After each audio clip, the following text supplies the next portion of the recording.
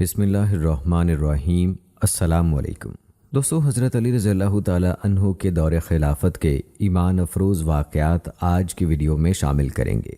एक ईसाई बदकार औरत का वाक़या जो ज़ना की मुर्तकिब हुई, उसको हज़रत अली रज़ी अल्लाह ताला अन्हु ने क्या सज़ा दी।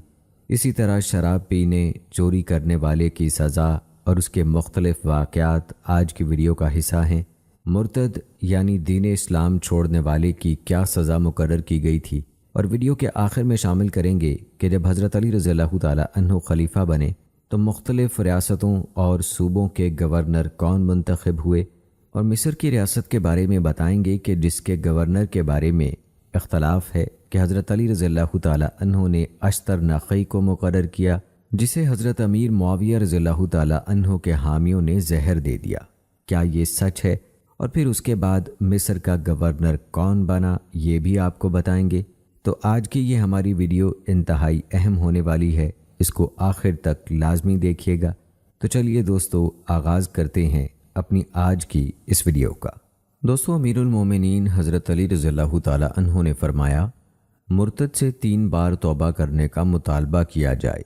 अगर वो तौबा कर ले तो ठीक है, बसूरत दीगर उसे कत्ल कर दिया जाए। उसे कत्ल करने के बारे में इस हदीस से रहनुमाई मिलती है। हज़रत इब्ने अब्बास रज़ियल्लाहु ताला अन्हु से रिवायत है कि नबी अकरम सल्लल्लाहु अलैहि वसल्लम ने फरमाया, जो अपना दीन तब्दील कर ले उसे कत्ल कर दो। अलबत्ता इससे तौबा कराने की दलील हज़रत जाबिर बिन अब्दुल्लाह रज़ियल्लाहु ताला अन्हु की ये रिवायत है कि एक आदमी मुर्तद हो गया था। रसूल अल्लाह सल्लल्लाहु अलैहि वसल्लम ने उससे 4 बार तौबा करवाई। ज़िंदीक जो बज़ाहिर इस्लाम कबूल करता है और दिल में कुफ्र छुपाए रखता है, उनसे तौबा कराने के लिए हज़रत अली रज़ी अल्लाह ताला अन्हु के 2 इरशादात मनकूल हैं। फरमाया, वाज़े मुर्तद और उस ज़िंदीक से तौबा कराने में कोई फ़र्क नहीं है जो बज़ाहिर इस्लाम का नाम लेता है लेकिन अपने दिल में कुफ्र छुपाए हुए है और उसके ख़िलाफ़ दलील भी कायम हो चुकी है। दोस्तों, हज़रत अली रज़ी अल्लाह ताला अन्हु की राय है कि शुकूक व शुबहात की मौजूदगी में हदूद नाफिज नहीं होंगी। ज़ुहाक बिन मज़ाहम हज़रत अली रज़ी अल्लाह ताला अन्हु से रिवायत करते हैं, उन्होंने फरमाया, जब हदूद के मामलात में मुमकिन है, शायद और हो सकता है जैसे अल्फाज आ जाएं तो हद मुअत्तल कर दी जाएगी। हज़रत अली रज़ी अल्लाह ताला अन्हु ही से रिवायत है कि एक औरत उनकी खिदमत में पहुंची। उसने कहा, मैंने बदकारी का इर्तकाब किया है। उन्होंने फरमाया, शायद नींद की हालत में तुम्हारे साथ ही मामला पेश आया होगा या तुम्हें मजबूर किया गया होगा। औरत ने कहा, मुझ पर किसी ने जबर नहीं किया, मैं अपनी मर्ज़ी से बदकारी की मुर्तकिब हुई हूँ। सैयदना अली रज़ी अल्लाह ताला अन्हु ने कहा, शायद तुम्हें खुद अपने ऊपर गुस्सा है और तुम अपने आप से बेजार हो। उसने कहा, नहीं, ऐसी कोई बात नहीं। ये सुनकर आपने उसे कैद कर दिया। जब उसके यहाँ विलादत हुई और बेटा बड़ा हो गया, फिर उस पर हद नाफिज की। क्योंकि वो शादीशुदा ना थी, इसलिए उस पर कोड़ों की हद लागू की गई। इसी तरह दोस्तों, एक ईसाई औरत की बदकारी का वाक़या है। अगर कोई ईसाई औरत बदकारी का इर्तकाब करे तो हज़रत अली रज़ी अल्लाह ताला अन्हु के नुक्ता नज़र के मुताबिक उस पर हद नाफिज नहीं की जाएगी, बल्कि उसे उसके अहले मज़हब के सुपुर्द कर दिया जाएगा। वही अपनी शरीयत के मुताबिक उस पर हद कायम करेंगे। काबूस बिन मखारक रिवायत करते हैं कि मोहम्मद बिन अबी बकर ने हज़रत अली रज़ी अल्लाह ताला अन्हु की खिदमत में ख़त लिखा और पूछा कि एक मुसलमान मर्द ने ईसाई औरत से ज़ना किया हो तो इस सूरत हाल में उन दोनों को क्या सज़ा दी जाए। उन्होंने जवाब में लिखा, मुसलमान मर्द पर हद कायम करो और ईसाई औरत को उसके अहले मज़हब के सुपुर्द कर दो। ज़ना की हद एक ताबदी हुक्म है। उसका मकसद मुर्तकिब शख्स को गुनाह से पाक करना है, और ये बात मिल्लत इस्लाम से बाहर वाले लोगों से कोई ताल्लुक़ नहीं रखती। इब्ने अबी लैला हज़ील कबीले के एक आदमी से रिवायत करते हैं और बताते हैं कि उसका शुमार कुरैशियों में होता है। वो कहते हैं, मैंने हज़रत अली रज़ी अल्लाह ताला अन्हु को फरमाते हुए सुना, जिस शख्स ने बुराई का इर्तकाब किया फिर उस पर हद कायम कर दी गई तो ये उसके लिए कफ़ारा है। उन्हीं से एक और रिवायत ये भी है कि जब हज़रत अली रज़ी अल्लाह ताला अन्हु ने शराहा को रजम किया तो मैंने कहा, ये तो बड़ी बुरी हालत में मरी है। ये सुनकर उन्होंने मुझे एक डंडे या कोड़े से जो उनके हाथ में था बड़ी सख्त ज़रब लगाई, जिससे मुझे शदीद तकलीफ़ हुई। मैंने उनसे कहा, आपने मुझे बड़ी दर्दनाक ज़रब लगाई है। तो हज़रत अली रज़ी अल्लाह ताला अन्हु ने फरमाया, کہ اس عورت سے اس کے اس گناہ کے بارے میں کبھی باز پرس نہیں ہوگی، جس طرح ادا شدہ قرض کے بارے میں کبھی باز پرس نہیں ہوتی۔ اور حضرت علی رضی اللہ تعالیٰ عنہ کے اس ارشاد کی دلیل حضرت عبادہ بن صامت رضی اللہ تعالیٰ عنہ کی یہ حدیث ہے، جس میں وہ کہتے ہیں کہ ہم رسول اللہ صلی اللہ علیہ وآلہ وسلم کے ساتھ ایک مجلس میں تھے۔ آپ صلی اللہ علیہ وآلہ وسلم نے فرمایا، جس نے کسی برائی کا ارتکاب کیا پھر اسے اس کی سزا مل گئی تو وہ اس کے لیے کفارہ ہے، اور جس نے برائی کا ارتکاب کیا اور اللہ تعالیٰ نے اس کی پردہ پوشی کی تو اس کا معاملہ اللہ کے سپرد ہے، اگر وہ چاہے تو اسے معاف فرما دے اور چاہے تو سزا دے۔ حضرت علی رضی اللہ تعالیٰ عنہ فرماتے ہیں، کوئی شخص ایسا نہیں کہ میں نے اس پر حد قائم کی ہو، نتیجتاً وہ مر گیا ہو اور میں اس پر افسوس کروں۔ ہاں، شراب نوشی کی حد قائم کرنے پر اگر کوئی مر جائے تو میں اس کی دیت ادا کروں گا، کیونکہ یہ سزا نبی اکرم صلی اللہ علیہ وآلہ وسلم نے مقرر نہیں فرمائی۔ یہ شرعی احکام دراصل انسانی عقل کی حفاظت کے لیے ہیں، جس کی بدولت اللہ تعالیٰ نے انسان کو امتیازی شان اور عزت سے نوازا ہے، اور شراب کو حرام قرار دے دیا کیونکہ یہ عقل کو معاف کر دیتی ہے۔ سورۃ المائدہ میں اللہ تعالیٰ کا فرمان ہے، اے ایمان والو، شراب اور جوا اور آستانے اور پانسے کے تیر یہ سب گندے شیطانی کام ہیں، ان سے بچو تاکہ تم فلاح پاؤ۔ شیطان تو بس یہ چاہتا ہے کہ تمہیں شراب اور جوئے میں لگا کر تمہارے درمیان عداوت اور کینہ ڈال دے اور تمہیں اللہ کی یاد اور نماز سے روک دے۔ بتاؤ کیا تم ان چیزوں سے باز رہو گے؟ رسول اللہ صلی اللہ علیہ وآلہ وسلم نے فرمایا، ہر نشہ آور چیز شراب ہے اور ہر شراب حرام ہے۔ یہی وجہ ہے کہ شریعت نے نشے میں مدہوش شخص پر حد قائم کرنے کا حکم دیا ہے اور ہر قسم کی ان تمام منشیات کو حرام قرار دیا ہے جو عقل کی سلامتی پر اثر انداز ہوتی ہیں۔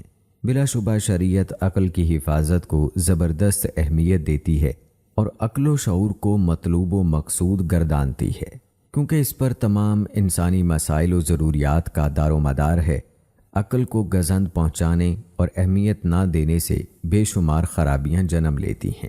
دوستو، جیسا کہ آپ جانتے ہیں کہ اسلام میں چور کا ہاتھ کاٹنے کا کہا گیا ہے، اس بارے میں حضرت علی رضی اللہ تعالیٰ عنہ نے چور کا ہاتھ کاٹنے کے لیے یہ شرط بیان فرمائی ہے کہ مال محفوظ جگہ پر ہونا چاہیے۔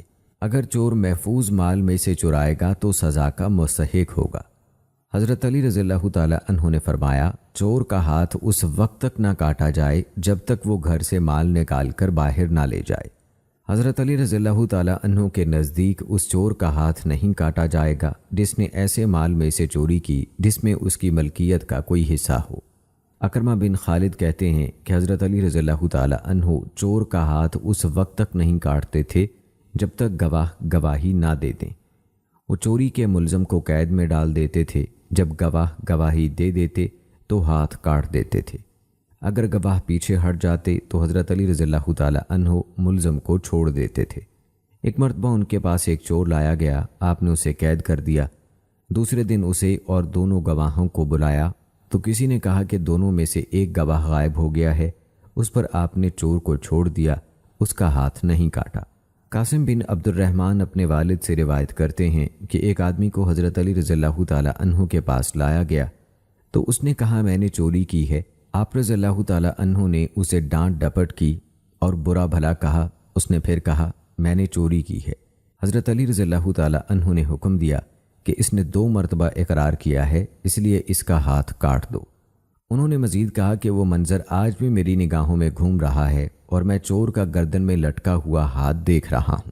حضرت علی رضی اللہ تعالیٰ عنہ کی رائے میں محفوظ مقام سے مال چرانے سے پہلے اگر چور کے بارے میں معلوم ہو جائے تو ہاتھ نہیں کاٹا جائے گا۔ حارث حضرت علی رضی اللہ تعالیٰ عنہ سے روایت کرتے ہیں کہ ان کے پاس ایک ایسا آدمی لایا گیا جو نقب لگا رہا تھا اور اسی حال میں رنگے ہاتھوں پکڑا گیا۔ آپ رضی اللہ تعالیٰ عنہ نے اس کا ہاتھ نہیں کاٹا، اور ایک روایت میں یہ الفاظ ہیں کہ آپ نے اسے بطور تعزیر صرف چند کوڑے مارے۔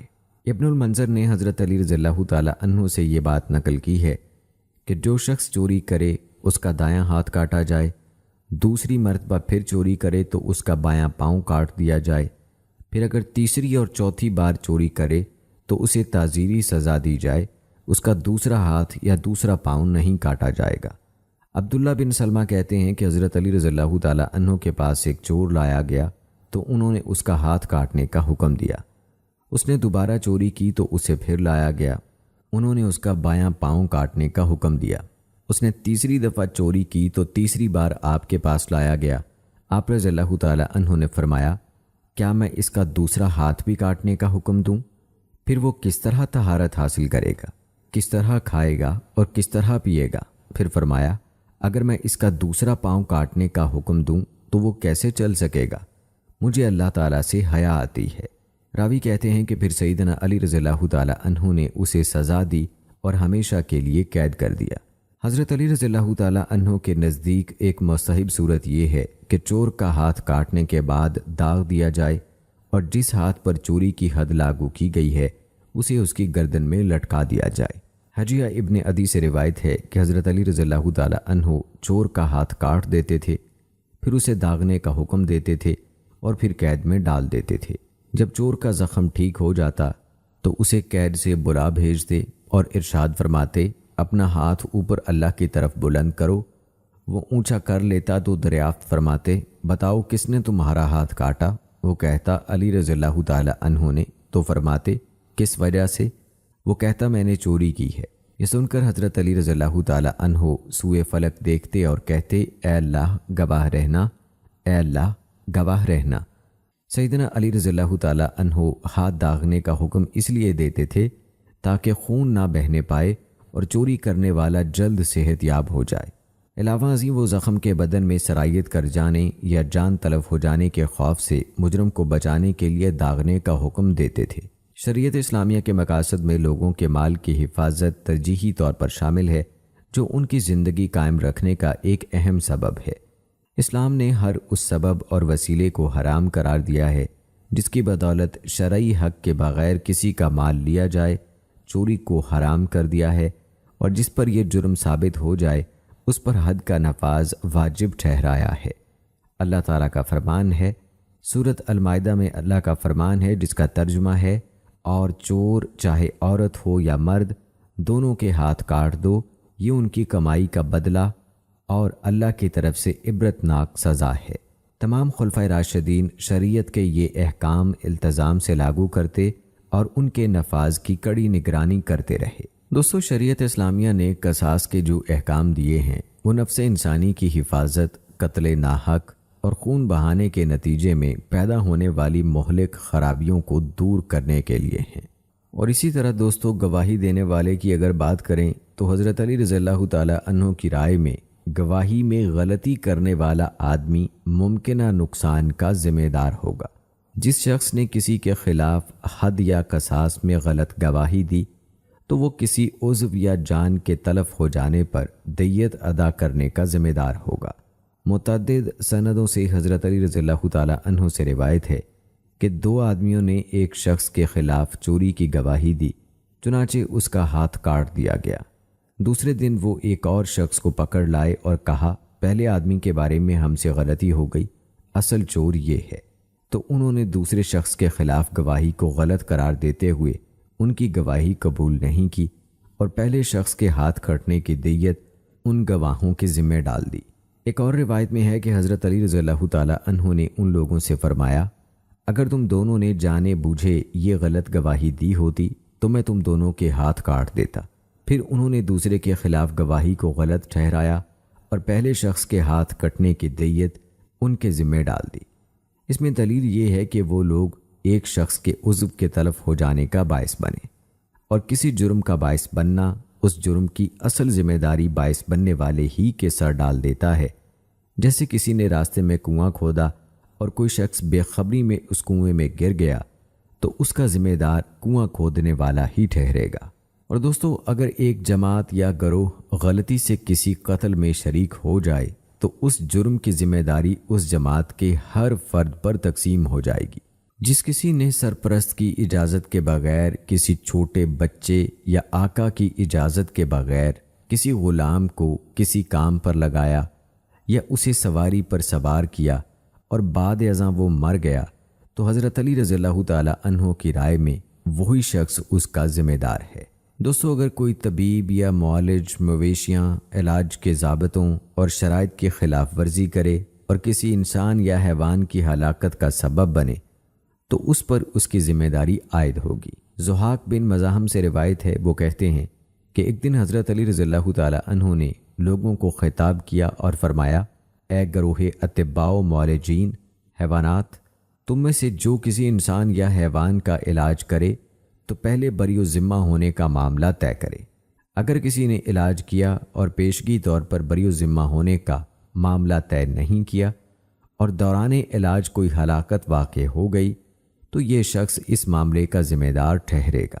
دوستو، جب کوئی حد قائم کی جائے یا قصاص کے مستحق پر قانون کا نفاذ ہو اور اس دوران وہ مر جائے تو حضرت علی رضی اللہ تعالی عنہ کی رائے میں قصاص لینے والے پر اس کی کوئی ذمہ داری نہیں ہوگی۔ آپ رضی اللہ تعالی عنہ نے فرمایا، جو شخص کتاب اللہ کے حکم سے قصاص نافذ کیے جانے کے نتیجے میں مر گیا اس کی کوئی دیت نہیں۔ مزید فرمایا، جو کسی حد کے نفاذ کے دوران مر گیا تو اس کے مرنے کا سبب حد ہی ہے۔ حدود اللہ میں سے کسی حد کے دوران مرنے والے کی کوئی دیت نہیں ہے۔ انہوں نے یہ بھی فرمایا، اگر کسی شخص پر زنا، چوری یا تہمت کی حد نافذ کی جائے اور اس دوران وہ مر جائے تو اس کی کوئی دیت نہیں۔ اس کی دلیل یہ ہے کہ قصاص واجب ہے اور واجب امر سلامتی کے ساتھ مشروط نہیں ہوتا، لہٰذا اگر اس معاملے میں کسی کوتاہی یا غفلت کا ثبوت نہ ہو تو ادائے دیت کی کوئی ضمانت نہیں۔ دوستو، اسی طرح رہزنی کے بارے میں آپ کو بتاتے چلیں کہ اگر کوئی راہزن نہ کسی کا مال چھینے نہ اس نے کسی کو قتل کیا ہو تو ایسے شخص کو توبہ کرنے تک قید میں رکھا جائے گا۔ ایسا راہزن جو کسی کا مال تو چھین لے مگر کسی کو قتل نہ کرے تو اس کا ایک ہاتھ اور پاؤں مخالف سمت سے کاٹ دیا جائے گا۔ اگر وہ قتل بھی کرے اور مال بھی چھین کر لے جائے تو اس کا ایک ہاتھ اور پاؤں مخالف سمت سے کاٹا جائے گا، پھر اسے پھانسی دی جائے گی تاں کہ اسے موت آ جائے۔ اگر گرفتاری سے پہلے توبہ کر لے تو مال وغیرہ کا ضامن ہوگا اور اس سے قصاص لیا جائے گا مگر حد نافذ نہیں کی جائے گی۔ حارث بن بدر ایک راہزن تھا، اس نے پکڑے جانے سے پہلے ہی توبہ کر لی۔ حضرت علی رضی اللہ تعالی عنہ نے اس کی توبہ قبول کر لی اور اس پر راہزنی کی لاگو حد ساقط کر دی کیونکہ اس نے پکڑے جانے سے پہلے ہی توبہ کر لی تھی۔ دوستو، ایک قاتل کے اعتراف قتل کا آپ کو واقعہ سناتے ہیں۔ امیر المومنین حضرت علی رضی اللہ تعالی عنہ کی خدمت میں ایک ویران جگہ سے ایک آدمی گرفتار کر کے لایا گیا۔ اس کے ہاتھ خون سے رنگین تھے اور چھری اس کے ہاتھ میں تھی اور سامنے ایک مقتول تھا جس کا خون بہہ رہا تھا۔ سیدنا علی رضی اللہ تعالی عنہ نے اس سے باز پرس کی۔ اس نے اقرار کیا کہ اس سے میں نے قتل کیا ہے۔ آپ رضی اللہ تعالی عنہ نے فرمایا، اسے لے جاؤ اور اس کو قتل کر دو۔ جب اسے وہاں لے جایا جا رہا تھا، ایک آدمی تیزی سے آیا اور بولا، اے لوگو، جلدی نہ کرو، اسے واپس حضرت علی رضی اللہ تعالی عنہ کی خدمت میں لے چلو۔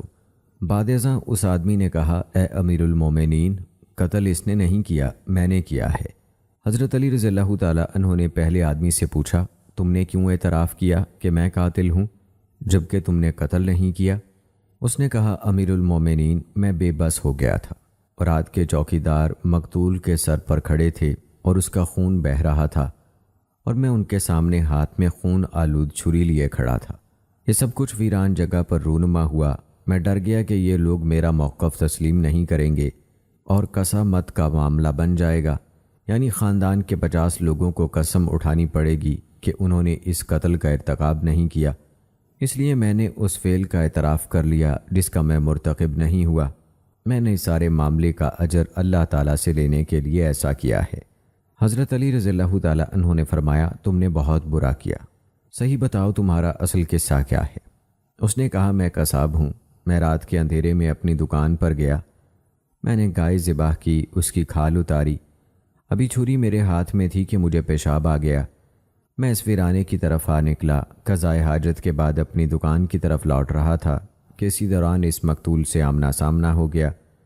یہ خون میں لت پت تھا، مجھے بڑا خوف آیا، میں اسے دیکھنے کے لیے کھڑا ہو گیا جبکہ چھری بھی میرے ہاتھ میں تھی۔ اسی دوران ان لوگوں نے مجھے پکڑ لیا اور کہنے لگے، اسی نے اس شخص کو قتل کیا ہے۔ اس کے سوا یہاں کوئی اور قاتل نہیں ہے۔ مجھے یقین ہو گیا کہ آپ ان کی بات کو چھوڑ کر میری بات نہیں مانیں گے۔ میں نے جس جرم کا ارتکاب نہیں کیا تھا اس کا اعتراف کر لیا۔ حضرت علی رضی اللہ تعالیٰ عنہ نے دوسرے اقراری سے پوچھا، تمہاری کیا کہانی ہے؟ اس نے کہا کہ مجھے ابلیس نے ورغلایا، میں نے مال و دولت کے لالچ میں اسے قتل کر دیا۔ پھر میں نے رات کے چوکیداروں کی آواز سنی تو میں ویرانے سے باہر آیا تو میں نے اس قصاب کو اسی حالت میں دیکھا جیسا کہ اس نے بیان کیا ہے، تو میں ویرانے میں جا کر چھپ گیا۔ ادھر رات کے چوکیداروں نے اسے پکڑ لیا اور آپ کے پاس لے آئے۔ جب آپ نے اسے قتل کرنے کا حکم دیا تو مجھے یقین ہو گیا کہ اس مقتول کے علاوہ اس آدمی کے قتل کا گناہ بھی میرے سر ہوگا، لہٰذا میں نے سچائی کا اعتراف کر لیا۔ حضرت علی رضی اللہ تعالیٰ عنہ نے حضرت حسن رضی اللہ تعالیٰ عنہ سے پوچھا کہ اس بارے میں کیا فیصلہ کریں؟ انہوں نے کہا، امیر المومنین، اس شخص نے اگر ایک شخص کو قتل کیا ہے تو دوسرے شخص کی زندگی کا سبب بھی بنا ہے، اور اللہ تعالیٰ کا فرمان ہے، اور جو شخص کسی ایک جان کو ناحق قتل ہونے سے بچائے تو گویا اس نے تمام لوگوں کی جان بچائی۔ حضرت علی رضی اللہ تعالیٰ عنہ نے ان دونوں کو بری کر دیا اور مقتول کی دیت بیت المال سے ادا فرمائی۔ شاید انہوں نے یہ فیصلہ مقتول کے وارثوں کی طرف سے قصاص کے حق سے دستبردار ہونے کے بعد فرمایا۔ دوستو، اسی طرح ایک شب عروسی میں دلہا کو قتل کرنے والی دلہن کا واقعہ بھی ہے۔ یہ واقعہ حضرت علی رضی اللہ تعالیٰ عنہ کے دور میں پیش آیا۔ ایک عورت نے اپنے عاشق کی موجودگی میں شب زفاف اپنے خاوند کو قتل کر دیا۔ اسے قصاص میں قتل کرنے کی سزا ہوئی۔ اونٹوں کے متبادل دیت کی ادائیگی اور دیت کیسے ادا ہوگی، اس حوالے سے بھی آپ کو بتاتے چلیں۔ دیت کے معاملے میں اصل بنیاد اونٹوں کی ادائیگی ہے۔ اس کے متبادل ادائیگی کا جواز بھی ہے جبکہ اونٹ مطلوبہ تعداد میں میسر نہ ہوں۔ حضرت علی رضی اللہ تعالیٰ عنہ کا یہی نقطہ نظر ہے۔ عامر حضرت علی رضی اللہ تعالیٰ عنہ، حضرت عبداللہ اور حضرت زید سے روایت کرتے ہیں، ان سب حضرات نے کہا دیت 100 اونٹ ہے، اور حضرت حسن رضی اللہ تعالیٰ عنہ سے روایت ہے کہ حضرت علی رضی اللہ تعالیٰ عنہ نے دیت میں چاندی کے 12,000 درہم ادا کرنے کا فیصلہ سنایا۔ ادائے دیت کا طریقہ کار کیا ہوگا؟ حضرت علی رضی اللہ تعالیٰ عنہ نے دیت خطا اور شعب العمد میں قاتل کے وارثوں کی ذمہ دیت کی ادائیگی کا حکم دیا ہے، جو 3 سال میں قسطوں میں ادا کی جائے گی، اور اس کی دلیل مغیرہ بن شعبہ رضی اللہ تعالیٰ عنہ کی روایت ہے۔ وہ کہتے ہیں کہ رسول اللہ صلی اللہ علیہ وآلہ وسلم نے دیت کی ادائیگی کے لیے قاتل کے رشتہ داروں کے خلاف فیصلہ دیا، اور قسطوں میں ادائیگی کا مقصد یہ ہے کہ فوری طور پر بیک وقت ادائیگی مشکل ہوگی، اس لیے اسے 3 سال پر تقسیم کیا ہے، کیونکہ اسلام نے آسانی پیدا کرنے کا حکم دیا ہے۔ حضرت علی رضی اللہ تعالیٰ عنہ کے نزدیک اگر کسی کی ریڑھ کی ہڈی توڑ دی جائے اور مضروب شخص جماع کی قوت و صلاحیت سے محروم ہو جائے تو اس کی پوری دیت ہے، یعنی اگر انسان زندہ رہے، مرے نہ، لیکن اس کی کمر کی ہڈی ٹوٹ جائے تو اس کی بھی دیت دینی ہوگی۔ اسی طرح جب کوئی شخص کسی کانے کی آنکھ پھوڑ دے تو اس میں پوری دیت دینی ہوگی، یا کانا شخص قصاص لیتے ہوئے جرم کے مرتکب کی ایک آنکھ پھوڑے اور نصف دیت لے لے۔ اس ضمن میں ابن قدامہ رحمہ اللہ نے حضرت علی رضی اللہ تعالیٰ عنہ کا یہ نقطہ نظر بیان کیا ہے کہ کانے کی آنکھ دیکھنے کی ضرورت پوری ہونے کے لحاظ سے بینا شخص کی 2 آنکھوں کے برابر ہے، اسی لیے اس میں کامل دیت کا حکم دیا گیا ہے۔ اسی طرح انگلیوں کی دیت کے بارے میں ہے کہ ہر ایک انگلی کی دیت پوری دیت کا 10واں حصہ ہے۔ حضرت علی رضی اللہ تعالیٰ عنہ نے اسے 10 اونٹوں کی صورت میں بیان فرمایا ہے۔ عاصم بن زمرہ حضرت علی رضی اللہ تعالیٰ عنہ سے روایت کرتے ہیں کہ انگلیوں میں ہر ایک انگلی میں دیت کا 10واں حصہ ہے، اور ایک روایت میں انگلیوں میں دیت کے 10ویں کا 10واں حصہ ہے۔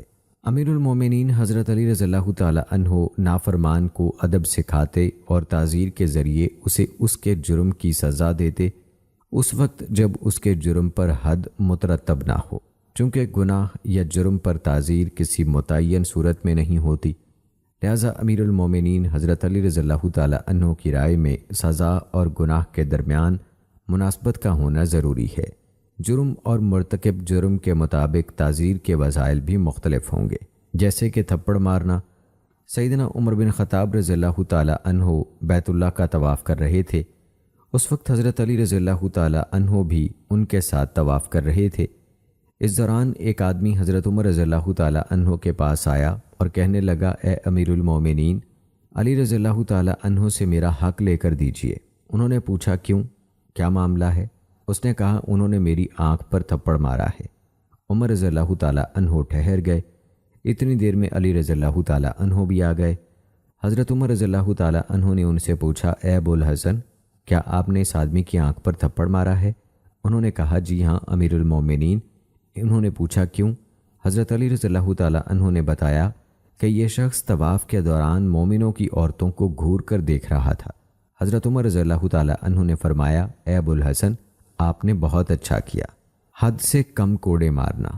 سیدنا علی رضی اللہ تعالیٰ عنہ اکثر اوقات کوڑے بطور تعزیر مارتے تھے۔ مثلا ایک شاعر جس کا نام نجاشی تھا، اس نے شراب پی اور رمضان میں روزہ نہیں رکھا، اسے شراب کی حد کے کوڑے مارے گئے۔ پھر حضرت علی رضی اللہ تعالیٰ عنہ نے مزید 20 کوڑے مارے اور فرمایا، میں نے تمہیں 20 زائد کوڑے اس لیے مارے ہیں کہ تم نے اللہ کے حضور دلیری کا مظاہرہ کیا اور رمضان میں روزہ نہیں رکھا۔ حضرت علی رضی اللہ تعالیٰ عنہ نے جرم کے مرتکب کو رسوا کیا اور لوگوں کو اس کا حال بتایا، جیسا کہ آپ رضی اللہ تعالیٰ عنہ نے جھوٹی گواہی دینے والے کے ساتھ کیا تھا۔ اس میں معاشرے کے لیے مصلحت کا پہلو ہے تاکہ کوئی شخص جھوٹی گواہی نہ دے اور لوگوں کے حقوق ضائع نہ ہونے پائیں۔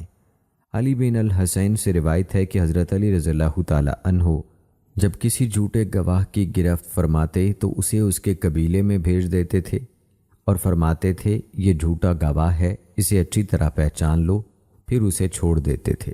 زید بن علی اپنے والد سے اور وہ اپنے دادا سے اور وہ حضرت علی رضی اللہ تعالیٰ عنہ سے روایت کرتے ہیں کہ انہوں نے جھوٹے گواہ کا مواخذہ کیا، اسے تعزیری سزا دی اور اس کے محلے میں اسے گھمایا اور رسوا کیا اور آئندہ کے لیے اس کی گواہی قبول کرنے سے منع فرما دیا۔ امیر المومنین حضرت علی رضی اللہ تعالیٰ عنہ کبھی قید کی سزا بھی دیتے تھے۔ آپ رضی اللہ تعالیٰ عنہ نے نجاشی شاعر کو قید کر دیا جس نے رمضان میں روزہ نہیں رکھا اور شراب پی لی تھی۔ حضرت علی رضی اللہ تعالیٰ عنہ بد کردار اور شریر قسم کے لوگوں کو بیڑیاں پہنا دیتے تھے اور کسی کو یہ ذمہ داری سونپی جاتی تھی کہ وہ نماز کے وقت کھول دیا کرے۔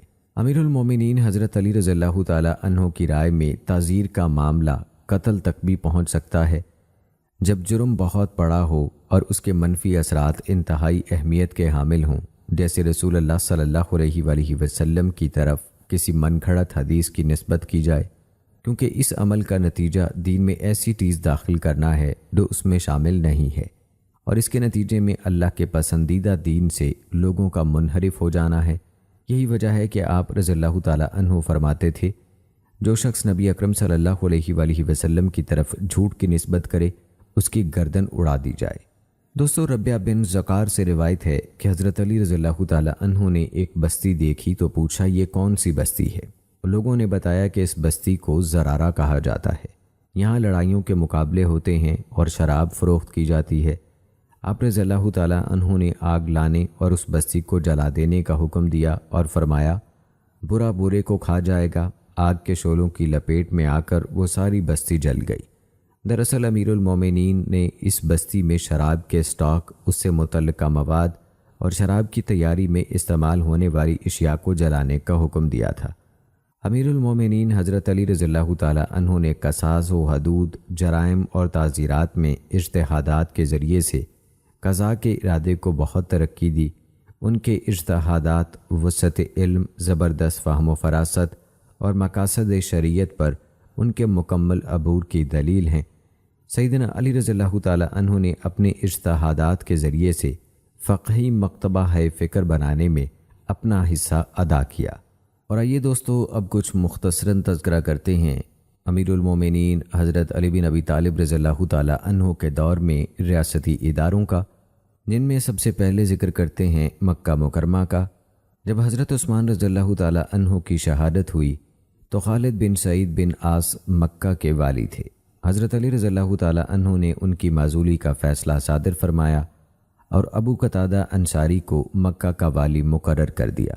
یوں لگتا ہے کہ ان کی ولایت کا دورانیہ مختصر رہا، کیونکہ جب حضرت علی رضی اللہ تعالی عنہ نے مدینہ سے عراق کی طرف منتقل ہونے کا ارادہ کیا تو قاسم بن عباس کو مکہ کا والی بنا کر بھیجا اور ابو قتادہ انصاری کو معزول کر دیا۔ اس طرح حضرت ابو قتادہ کی حکمرانی تقریباً 2 ماہ تک ہی جاری رہ سکی۔ اس سلسلے میں کوئی قابل ذکر حالات نہیں ملتے۔ قاسم بن عباس کے بارے میں اکثر مصادر یہ بتاتے ہیں کہ حضرت علی رضی اللہ تعالی عنہ نے انہیں بیک وقت مکہ، طائف اور ان کے ماتحت علاقوں کا والی مقرر کر دیا تھا۔ مکہ کے بعد دوستو اب ذکر کرتے ہیں مدینہ منورہ کا۔ رسول اللہ صلی اللہ علیہ وآلہ وسلم اور تینوں خلفائے راشدین کے دور میں مدینہ منورہ اسلامی ریاست کا دارالخلافہ رہا۔ خلیفہ بھی وہیں مقیم رہے اور اپنی موجودگی میں تمام امور مملکت انجام دیتے رہے۔ البتہ سفر کی حالت میں وہ کسی کو نائب بنا دیتے تھے جو ان کی غیر موجودگی میں امور مملکت کے ذمہ دار ہوتے تھے۔ حضرت علی رضی اللہ تعالی عنہ کے خلافت پر مطمئن ہونے کے بعد حالات یکسر بدل گئے۔ شہادت عثمان رضی اللہ تعالی عنہ، خاص طور پر طلحہ، زبیر اور حضرت عائشہ رضی اللہ تعالی عنہم کے عراق کی طرف روانگی کے بعد اور واقعہ جمل سے پہلے ایسے حالات رونما ہوئے کہ امیر المومنین سیدنا علی رضی اللہ تعالی عنہ مدینہ منورہ سے عراق منتقل ہو گئے۔ بعض روایات کے مطابق سیدنا علی رضی اللہ تعالی عنہ نے مدینہ میں سہل بن حنیف انصاری کو اپنا جانشین مقرر کیا۔ یہ معلوم نہیں کہ سہل بن حنیف کتنا عرصہ مدینہ کے والی رہے۔ یوں لگتا ہے کہ یہاں 1 سال سے زیادہ ان کی حکمرانی قائم رہی۔ وہ سن 37 ہجری میں مدینہ کے والی تھے۔ دوستو شہادت عثمان رضی اللہ تعالی عنہ کے وقت بحرین بصرہ کی ریاست کے تابع تھا اور ابن عامر وہاں اپنے عامل مقرر کرتا تھا۔ حضرت علی رضی اللہ تعالی عنہ کے دور میں انہوں نے بحرین پر امراء کی ایک جماعت مقرر کر دی۔ ان میں اہم ترین عمر بن ابی سلمہ تھے۔ وہ مدینہ سے عراق کی طرف سفر کے دوران حضرت علی رضی اللہ تعالی عنہ کے ساتھ ہی عازم سفر ہوئے تھے۔ بعد ازاں امیر المومنین نے انہیں کچھ مدت کے لیے بحرین کا والی بنا کر بھیجا، پھر عراق میں اپنے پاس بلایا۔ بحرین میں حضرت علی رضی اللہ تعالی عنہ کے عاملین میں قدامہ بن العجلان الانصاری، نعمان بن عجلان الانصاری اور عبید اللہ بن عباس کا ذکر بھی ملتا ہے۔ ملحوظ رہے کہ عبید اللہ بن عباس یمن کے والی تھے۔ شاید اس دوران بحرین اور نجد دونوں علاقے ان کے زیر نگی تھے۔ طبرانی کی تعبیر سے یہی معلوم ہوتا ہے اور خلیفہ بن خیاط کی تعبیر میں ان والیوں کی کوئی معین ترتیب نہیں ہے۔ دوستو جب حضرت عثمان رضی اللہ تعالی عنہ کی شہادت ہوئی اور حضرت علی رضی اللہ تعالی عنہ کی خلافت پر بیعت مکمل ہو گئی تو امیر المومنین حضرت علی رضی اللہ تعالی عنہ نے عبید اللہ بن عباس کو یمن کا والی مقرر کیا۔ عثمان رضی اللہ تعالی عنہ کے مقرر کردہ والی اور جملہ حکام عبید اللہ کے پہنچنے سے پہلے ہی یمن سے جا چکے تھے۔ ان میں سے بعض جنگ جمل میں طلحہ رضی اللہ تعالی عنہ اور زبیر رضی اللہ تعالی عنہ کے ساتھ شریک رہے۔ جمل کے لشکر کی تیاری میں بھی ان کا ہاتھ کار فرما تھا۔ عبید اللہ بن عباس سینا اور اس کے مضافات میں اپنی ذمہ داریاں ادا کر رہے تھے۔ ان کے ساتھ سرکاری ذمہ داریاں ادا کرنے میں سعد بن عبادلہ انصاری بھی شریک تھے۔ حضرت امیر معاویہ رضی اللہ تعالی عنہ، امیر المومنین حضرت عمر اور حضرت عثمان رضی اللہ تعالی عنہ کے ادوار میں شام کے والی تھے۔ جب حضرت علی رضی اللہ تعالی عنہ خلافت پر مطمئن ہوئے تو انہوں نے انہیں معزول کرنے اور ان کی جگہ عبداللہ بن عمر رضی اللہ تعالی عنہ کو مقرر کرنے کا ارادہ کیا۔ عبداللہ بن عمر رضی اللہ تعالی عنہ نے شام کے ولایت سے انکار کر دیا اور معاویہ رضی اللہ تعالی عنہ کے ساتھ قریبی رشتہ داری کے باعث معذرت پیش کی۔ امیر المومنین حضرت علی رضی اللہ تعالی عنہ نے انہیں مجبور نہیں کیا اور شام کی طرف نہ جانے کے سلسلے میں ان کی معذرت قبول کر لی۔ ابن عمر رضی اللہ تعالی عنہ کی معذرت کے بعد امیر المومنین نے ان کی جگہ سہل بن حنیف کو بھیجا، لیکن شام کے قریب پہنچتے ہی حضرت امیر معاویہ رضی اللہ تعالی عنہ کے لوگوں نے ان کو پکڑ لیا اور کہا کہ اگر تمہیں عثمان رضی اللہ تعالی عنہ نے بھیجا ہے تو خوش آمدید، اور اگر کسی اور نے بھیجا ہے تو واپس چلے جاؤ۔ شام کی ریاست حضرت علی رضی اللہ تعالی عنہ کے پورے دور خلافت میں حضرت امیر معاویہ رضی اللہ تعالی عنہ کے تابع رہی۔ حضرت علی رضی اللہ تعالی عنہ اس پر غلبہ نہ پا سکے، نہ اپنے عاملین اور امراء کا وہاں تقرر کر سکے۔ شام کے مشرقی علاقے میں حضرت علی رضی اللہ تعالیٰ عنہ اور حضرت معاویہ رضی اللہ تعالیٰ عنہ کے لشکروں کے درمیان مقابلہ آرائیاں ہوئیں، جن میں سے اہم ترین جنگ صفین ہے جو سن 37 ہجری میں ہوئی۔ اس میں سیدنا علی رضی اللہ تعالیٰ عنہ اور سیدنا معاویہ رضی اللہ تعالیٰ عنہ دونوں مد مقابل تھے۔ ان مارکوں کے باوجود شام پر معاویہ رضی اللہ تعالیٰ عنہ کا غلبہ جاری رہا۔ پھر دوستو، حضرت عثمان رضی اللہ تعالیٰ عنہ کے دور میں الجزیرہ شام کے زیر نگیں علاقوں میں سے ایک تھا، اور پھر ان کی شہادت کے بعد شام معاویہ رضی اللہ تعالیٰ عنہ کے ہاتھ میں اور عراق حضرت علی رضی اللہ تعالیٰ عنہ کے زیر نگیں رہا۔ الجزیرہ دونوں فریقوں کے مابین جھگڑے کا مقام تھا، کیونکہ الجزیرہ جغرافیائی محل وقوع کے اعتبار سے ایک طرف شام سے اور دوسری طرف عراق سے جڑا ہوا تھا، اور دونوں طرف سے اس پر غلبہ حاصل کیا جا سکتا تھا۔ اسی کے حصول کے لیے دونوں طرف کے لشکروں کے مابین متعدد مارکے ہوئے۔ یوں لگتا ہے کہ کچھ وقت کے لیے حضرت علی رضی اللہ تعالیٰ عنہ نے غلبہ حاصل کر لیا اور وہاں اشتر کو والی مقرر کر دیا، جو الجزیرہ میں حضرت علی رضی اللہ تعالیٰ عنہ کے مقرر کردہ والیوں میں بہت مشہور شخصیت ہیں۔ الجزیرہ میں ان کی تعیناتی ایک سے زیادہ مرتبہ ہوئی۔ بعد ازاں حضرت علی رضی اللہ تعالیٰ عنہ نے انہیں سن 38 ہجری میں مصر کا والی بنا کر مصر بھیج دیا۔ اس طرح الجزیرہ میں پھر اضطرابی کیفیت پیدا ہو گئی اور معاویہ رضی اللہ تعالیٰ عنہ کے ساتھی وہاں غلبہ حاصل کرنے میں سرگرم ہو گئے۔ بعد ازاں وہاں متعدد مارکے ظہور پذیر ہوئے۔ معلوم ہوتا ہے کہ 39 ہجری کے آخر میں وہاں کسی حد تک امیر معاویہ رضی اللہ تعالیٰ عنہ نے غلبہ حاصل کر لیا تھا۔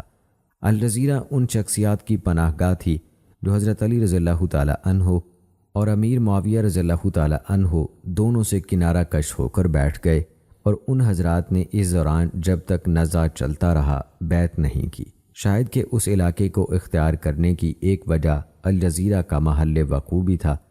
بعض شخصیات کے نام ملتے ہیں جو حضرت علی رضی اللہ تعالیٰ عنہ کی جانب سے الجزیرہ کے والی رہے، ان میں شبیب بن عامر اور کمیل بن زیاد شامل ہیں۔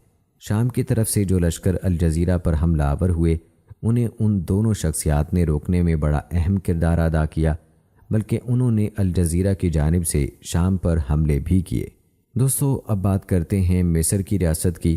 تو جب حضرت عثمان رضی اللہ تعالیٰ عنہ شہید ہوئے، اس وقت مصر پر محمد بن ابی حذیفہ بطور والی قابض تھے۔ حالانکہ حضرت عثمان رضی اللہ تعالیٰ عنہ نے انہیں وہاں مقرر نہیں کیا تھا۔ شہادت عثمان رضی اللہ تعالیٰ عنہ کے بعد حضرت علی رضی اللہ تعالیٰ عنہ نے انہیں وہاں کچھ عرصے تک برقرار رکھا، لیکن حضرت معاویہ رضی اللہ تعالیٰ عنہ نے وہاں لشکر روانہ کیا، جس نے محمد بن ابی حذیفہ کو گرفتار کیا، جیل میں ڈالا اور پھر قتل کر دیا۔ یہ بھی کہا جاتا ہے کہ حضرت علی رضی اللہ تعالیٰ عنہ نے محمد بن ابی حذیفہ کو مصر کا والی متعین نہیں کیا تھا، بلکہ انہوں نے اسے اس کے حال پر چھوڑ دیا۔ جب وہ قتل ہو گیا تو حضرت علی رضی اللہ تعالیٰ عنہ نے قیس بن سعد انصاری کو مصر کا والی مقرر کر دیا اور انہیں حکم دیا کہ تمہیں وہاں کا والی مقرر کر دیا ہے، باعتماد ساتھیوں کو ساتھ لے لو اور جاتے جاتے ایک لشکر بھی تیار کر کے ساتھ لے جاؤ، اس طرح تمہارے دشمن پر روب پڑے گا۔ جب مصر پہنچ جاؤ تو حسن عمل والوں کے ساتھ اچھا سلوک کرو، مشکوک لوگوں پر سختی کرو، اور عام اور خاص سب کے ساتھ نرمی کا رویہ اختیار کرو، نرمی ہی میں برکت ہے۔ بہت سے مواقع پر قیس کی ذہانت کے مظاہر اور اچھے فیصلے نظر آئے۔ جب وہ مصر روانہ ہوئے تو وہاں ایک گروہ سے آمنا سامنا ہو گیا۔ وہ لوگ عثمان رضی اللہ تعالیٰ عنہ کی شہادت پر غم و غصے کا شکار تھے۔ پھر انہیں ایسے گروہ کے لوگوں سے بھی سابقہ پڑا جو قتل عثمان رضی اللہ تعالیٰ عنہ میں شریک تھے۔ مصر پہنچنے سے پہلے انہیں کچھ شاہ سوار ملے۔ انہوں نے پوچھا، آپ کون ہیں؟ انہوں نے جواب دیا، ہم مظلوم عثمان رضی اللہ تعالیٰ عنہ کے ساتھیوں میں سے ہیں اور قاتلین عثمان کو ڈھونڈ رہے ہیں تاکہ وہ جہاں بھی پناہ لیں ہم ان سے انتقام لیں۔ انہوں نے پھر پوچھا، آپ کا نام کیا ہے؟ انہوں نے بتایا، قیس بن سعد۔ جواب ملا، جائیے، آپ اندر جا سکتے ہیں۔ پھر وہ مصر میں داخل ہو گئے۔ یہ وہ حکمت عملی تھی جس نے مصر میں قیس بن سعد کا داخلہ ممکن بنا دیا۔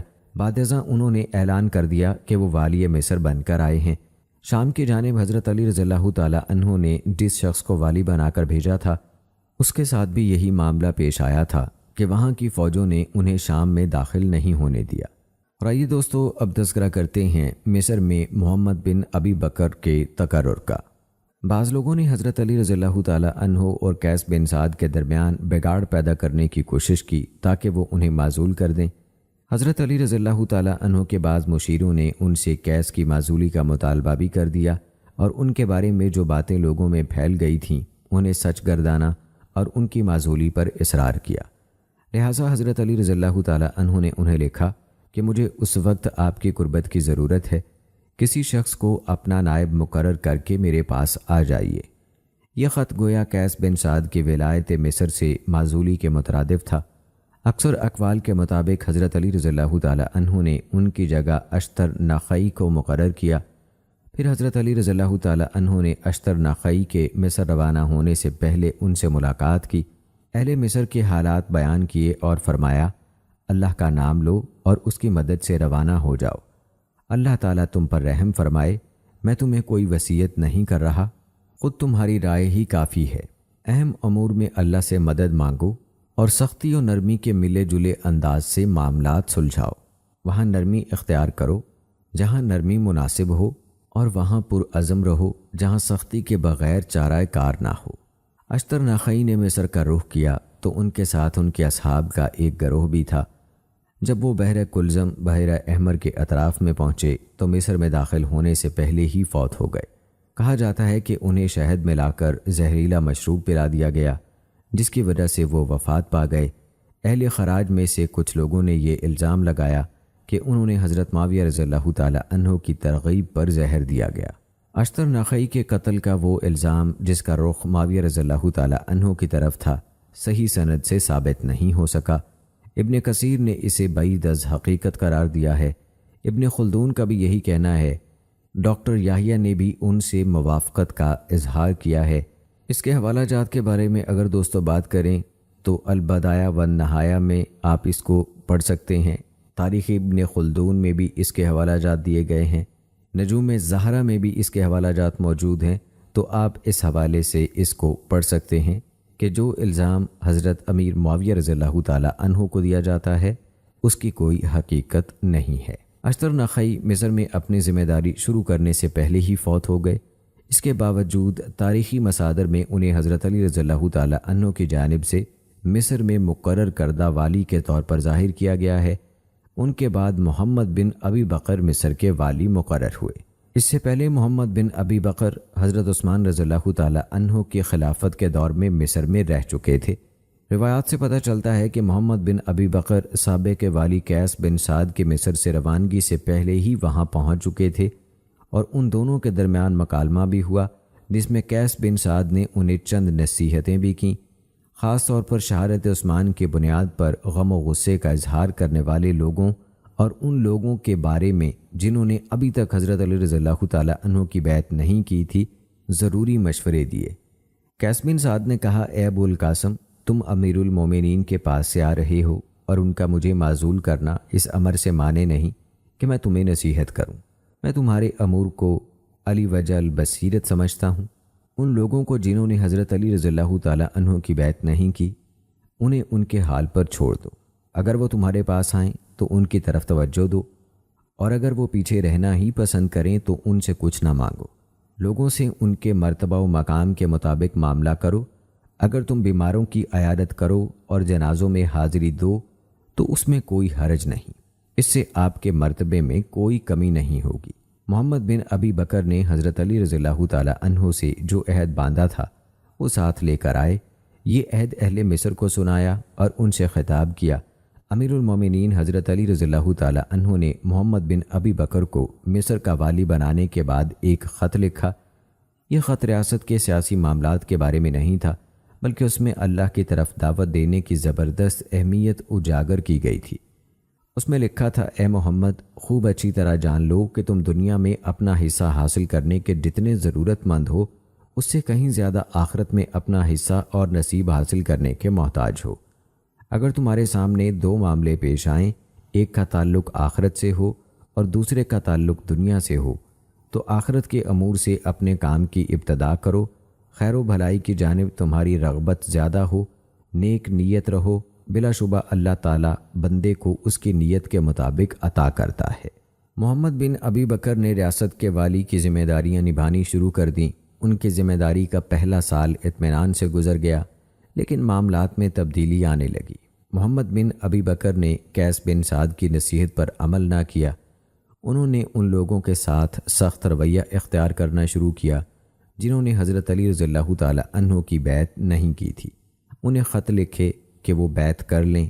جب ان کی طرف سے کوئی مثبت جواب نہیں آیا تو انہوں نے کچھ لوگوں کو یہ حکم دے کر روانہ کیا کہ ان کے مکان گرا دو، انہیں ان کے مال سے محروم کر دو اور انہیں قید میں ڈال دو۔ اس اقدام کا رد عمل ہوا اور ان لوگوں نے محمد بن ابی بکر کے خلاف جنگ کا ماحول پیدا کر دیا۔ پھر حضرت معاویہ رضی اللہ تعالی عنہ نے حضرت عمرو بن عاص رضی اللہ تعالی عنہ کی قیادت میں ایک لشکر تیار کیا اور حکم دیا کہ مصر کے خلاف جنگ کرو۔ وہ محمد بن ابی بکر کے مخالفین کے ساتھ مل گئے۔ اس طرح ان کی قوت میں اتنا اضافہ ہوا کہ انہیں 10,000 جنگجوؤں کی کمک مل گئی۔ ان میں مسلمہ بن مخلد اور معاویہ بن خدیج بھی شامل تھے۔ ان کے اور محمد بن ابی بکر کے مابین سخت مارکے ہوئے، جن کا اختتام معاویہ رضی اللہ تعالی عنہ کے لشکروں کے مصر پر قابض ہونے اور محمد بن ابی بکر کی شہادت کی صورت میں سامنے آیا۔ اس طرح سن 38 ہجری میں مصر حضرت علی رضی اللہ تعالی عنہ کے ہاتھ سے نکل گیا۔ تو دوستو، یہ تھی ہماری آج کی ویڈیو۔ امید کرتے ہیں کہ آپ کو پسند آئی ہوگی۔ آج کے اس ویڈیو کے متعلق اپنی رائے کا اظہار کمنٹ باکس میں لازمی کیجیے گا۔ مجھے اگلی ویڈیو تک اجازت دیں۔ فی امان اللہ۔